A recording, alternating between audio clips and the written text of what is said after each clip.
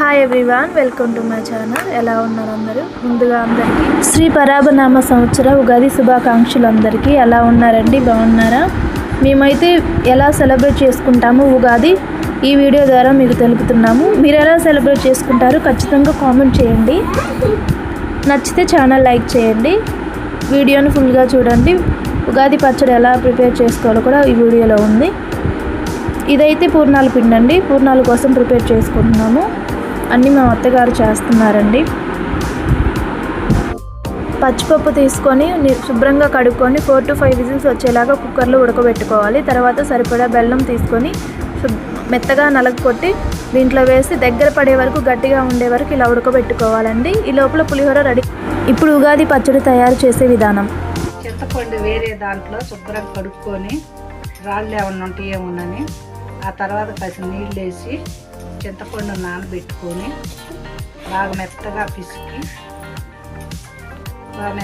పిసికి ఒక దాంట్లోకి మొత్తం ఉంచుకొని ఆ తర్వాత ఈ చింతపండు గుజ్జంతా శుభ్రంగా ఒక గిన్నెలోకి తీసుకొని ఈ తొక్కంతా పక్కకు తీసేసి చిన్న సైజు పచ్చి మామిడికాయ తీసుకొని చిన్న ముక్కలు తరిగి ఒక ప్లేట్లో పెట్టుకోవాలి. ఒక చిన్న సైజు బెల్లం ముక్క తీసుకొని మెత్తగా తరిగి ఒక గిన్నెలో పెట్టుకోవాలి. ఆ బెల్లం మనం ఆ చెట్టు యాపపూత తెచ్చుకొని మనం శుభ్రంగా కడిగి ఒక ప్లేట్లో పెట్టుకోవాలి. కొద్దిగా కారం, కొంచెం ఉప్పు.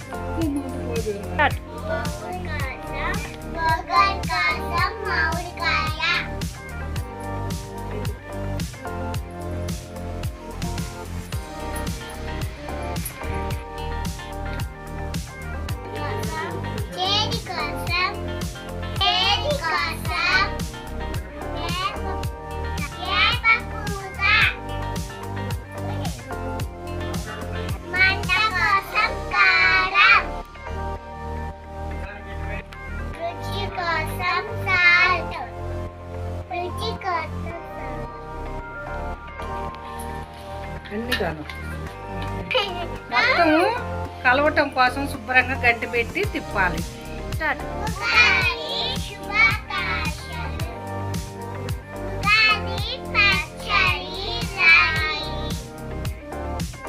తర్వాత గారెల కోసం గారెలకి కావాల్సినవి ప్రిపేర్ చేసుకున్నాను అండి. ముందుగా పచ్చిమిర్చి తరిగాను, తర్వాత అల్లం చిన్న ముక్కలుగా తరిగానండి, తర్వాత ఆనియన్స్ కూడా చిన్న చిన్న ముక్కలుగా తరిగి మొత్తం ఒక దాంట్లో వేసి కొద్దిగా సాల్ట్ వేసి తిప్పుకోవాలి. ఈ లోపల కడాయిలో ఆయిల్ వేడెక్కిందండి. వేడెక్కిందో లేదో ఒకసారి టెస్ట్ చేసి కొంచెం వేసి చూద్దాం. ఓకే, ప్రిపేర్ అయిపోయింది ఆయిల్. తర్వాత గారెలు దాంట్లో వేసుకొని ఫస్ట్ దేవుడి కోసమని ఒక 5 వేసామండి. దేవుడికి ఒక వాయి తీసి పక్కన పెట్టిన తర్వాత అందరికీ వాయి వేసానండి. గోల్డెన్ కలర్లోకి వచ్చిన తర్వాత గారెలు తీసి పక్కన పెట్టాలి.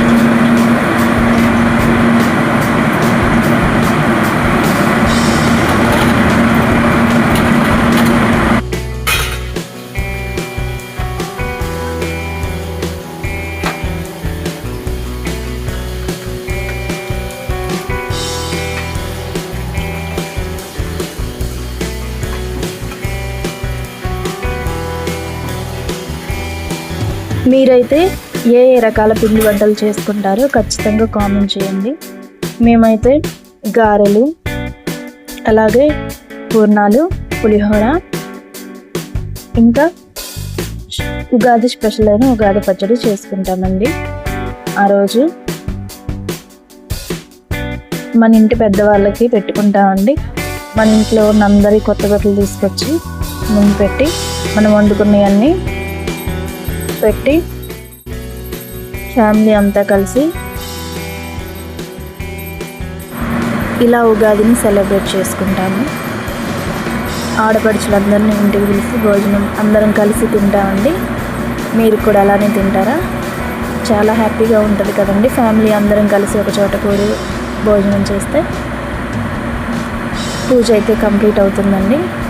పూజ అయిపోయిన తర్వాత ఇంకా అందరం కూర్చొని భోజనం చేస్తామండి. వండుకున్న పిండి వంటలన్నీ అందరం కూర్చొని తినడం, అలాగే పక్కింటి వాళ్ళకి ఎదురింటి వాళ్ళకి పంచడం అలా చేస్తామండి. ఒక్కొక్కరు చేసుకునే వాళ్ళు ఉంటారు కదా, వాళ్ళకి పంచుతూ ఉంటాము.